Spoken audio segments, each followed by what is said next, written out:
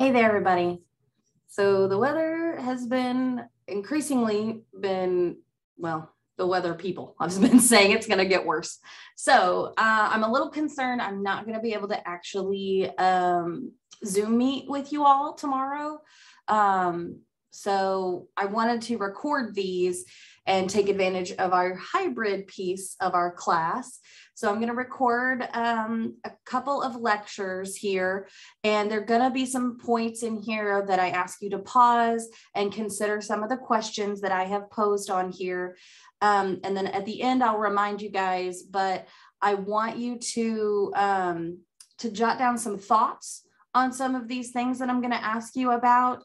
Doesn't have to be anything super detailed by any means. Just put some thought into kind of what I'm talking about. And then I'll just want you to email me that for your participation points. So yeah. So anyway, I just wanted to kind of give you guys a little heads up about that. So these lectures are going to be over chapter 4 and 5. And the PowerPoint is posted in your Blackboard. So feel free to pull that up while you're listening to my video. So if you want to follow along, obviously feel free to pause at any point. That's kind of the benefit of a recording, right? So anyway, so think about some of these things. Chapter 4, we're really going to get into decision-making and problem solving and kind of what goes into that. And a piece of decision-making is also planning. And so that is chapter 5. So that's why these are put together, because planning and decision-making really they just go together. Anyway, all right, so let's dive into chapter 4 here. So really part of chapter 4 is about problem solving, and there's different competencies that managers need to have in order to be able to do some of this problem solving for an organization. And this could be whether you're a team lead or a member of part of a team that's leading a project, or if you're an actual manager over a department, all kinds of different things that this could apply to. So if we think about competencies, we think about the experiences we've had, we think about the skills that we bring to the table. And some competencies come out in like an information format. We're able to gather information, we're able to do that research. So you guys have done that already for this class multiple times, where I've asked you to research a company, or maybe I've asked you to research yourself through self-reflection or a personality test, things like that. Organizing that information and being able to put it into some coherent thought. And then ideally, you'll be able to also put that into action through a decision. Maybe you decide to change how you approach things. Maybe you decide to change the company that you're interested in because of what you found out about them, different things like that.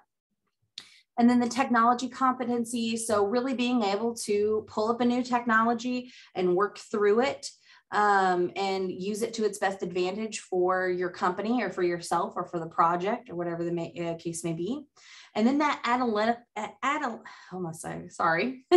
analytical competency, where you can really evaluate what's going on and understand in a manner that's beneficial. So why is this information important and how can I use it? So that kind of a thing for the analytical side.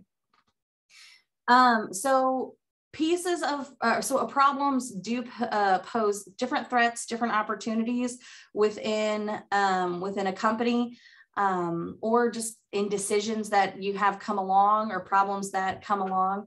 And in the purposes that we are going to be discussing, a manager is in the center of all these things. So they hold several different roles within this decision-making process. And so these different competencies have to come together in order for a manager to plan appropriately. And you'll notice that the 4 words there in the middle of this image show the management functions that we talked about before: the planning, the organizing, leading, and controlling. So it comes back to that again.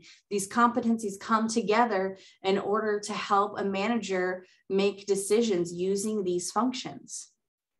So problem solving. Okay, so this is a big one that I will often have students get a little confused or maybe sidetracked on, things like that. So problem avoiders that is basically just what it sounds like. So you don't want to make a decision. You ignore the problem, you push it aside. And then problem solvers, you're reacting to a problem that has occurred. So something's happened and you're taking action on it. Great, that's good. But problem seekers, although many see problem seekers as being a negative connotation, and in society, we usually do see it as like, oh, you're just looking for problems now.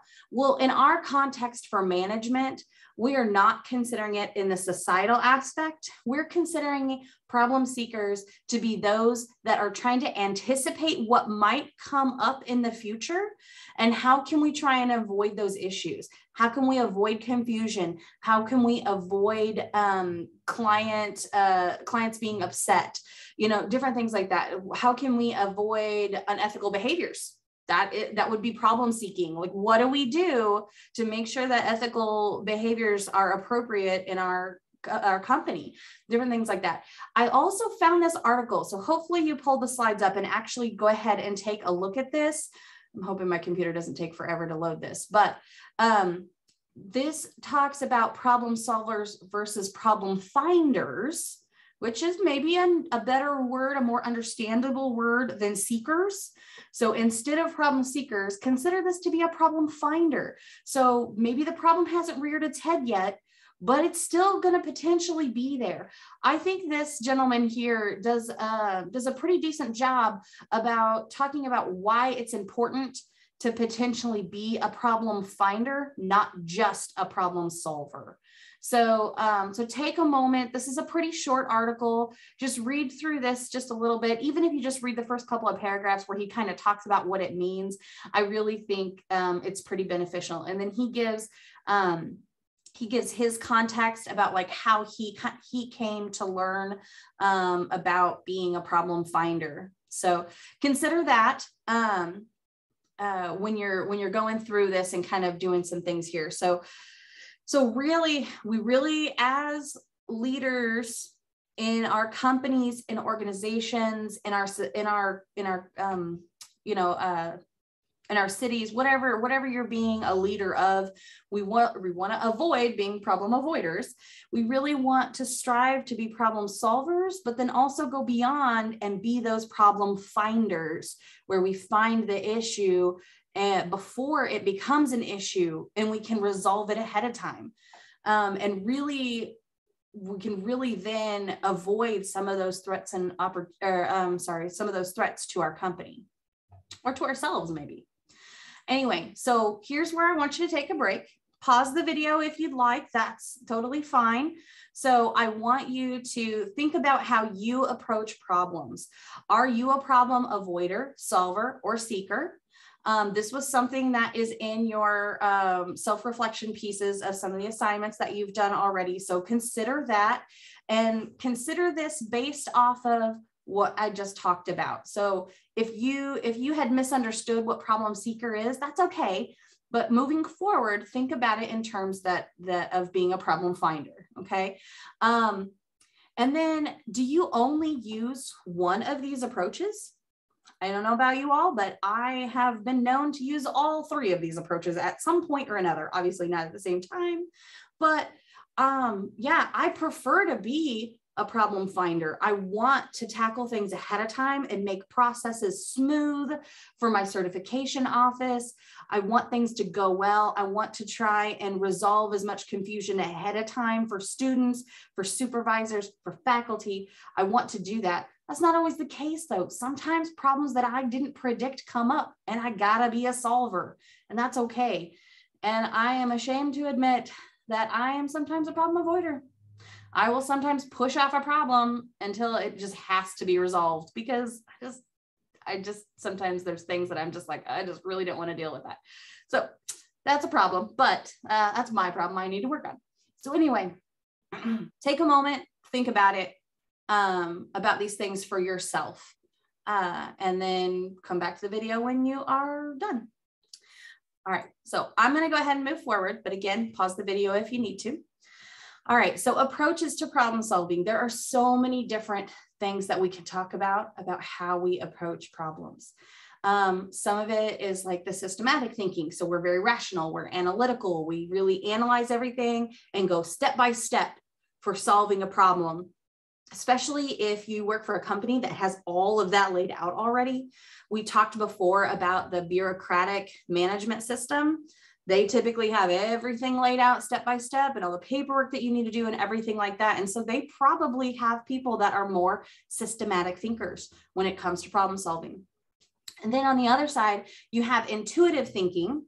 So that's another way to approach problem solving, being flexible. There might be a little bit more spontaneity with this one. A lot of times intuitive thinking is considered more creative, where you have the freedom to kind of come up with your own decisions on the way you solve a problem. I will say that my job as the director of the certification office here, I have a little more room for intuitive thinking. There are some systematic things that I just can't avoid, but I do have more room for that intuitive thinking where I can kind of think through processes about how do I want to tackle this? How do I want to deliver information to students? Different things like that. So I have a little bit of flexibility. But again, just like I mentioned before, there's so many different things that they incorporate different pieces of different approaches. So these are just those two. And then if we think about the cognitive styles that our book talks about, but really if you look at what it talks about here, it matches up with our 16 personality quiz that you guys did for your last assignment. So if you look at like your thinking and sensing, you're being more of a, like you think about the facts, you think about your goals, and then more of the feeling and sensing, you're thinking about more of feelings rather than just the objectives. And then your thinking and intuition, you're being more idealistic, maybe coming up with some theories. So you're probably being a little on the side of like that scientific model that we talked about before. And then thoughtful and flexible is really when you're pulling in a lot more feelings. Maybe you think about others a little bit more, but you're also being flexible because you might not be making your decision as one whole standard cookie cutter. Maybe you're making it something that is a little more flexible because of the people that you work with. So there's these different processes that go through our mind when we are making a decision. So what I want you to do, again, go ahead and pause the video and reflect on your personality type and how do you go about doing these problem solving, doing this decision making. Does your personality affect how you go about these things? Is there outside sources that are affecting how you're approaching these problems and decisions that might come up in your life? In your schoolwork, maybe if any of you, or I know some of you do, for those of you that have jobs, like how are you approaching problems that come up in that job? How are you approaching problems that come up in your life? How does your personality kind of affect those decisions and those, how you approach those problems in your life? All right, so again, pause, take a minute to do that. And then I'm going to go ahead and move on. So the steps to decision making, our book there's all kinds of different ways to approach decision making. We're going to focus on what our book really talks about, and we're going to focus on these 5 steps. Okay, we need to identify the problem, what is actually occurring, or if we're being that problem seeker, or I'm sorry, problem finder, both the same, but still, if we're being that problem finder, what problem do we foresee happening? What are some alternative solutions? What are some ways that we can go about solving this problem? When we're doing that, well, I'll go into that a little bit more, but decide on a preferred action, go ahead and implement that action, and then see how it turns out. But the big thing I want you all to also realize on why I like this chart specifically from your book is because it talks about making sure to analyze the ethical repercussions throughout the entire process. So although the decision-making process is linear, our ethical analysis should flow throughout the entire thing. Okay, so that's why I really like this one. So just like we talked about last chapter in chapter 3, we really want to consider those ethical repercussions in our ethical behavior. All right, so as we go through these steps, Actually, you know what? I'm going to go ahead and stop the video here. And I'm going to create a new video for the decision-making process and for chapter 5. That way you guys aren't watching like a ridiculously long one video. All right, so I'm going to stop this one. Go ahead and move on to the next video going on, okay?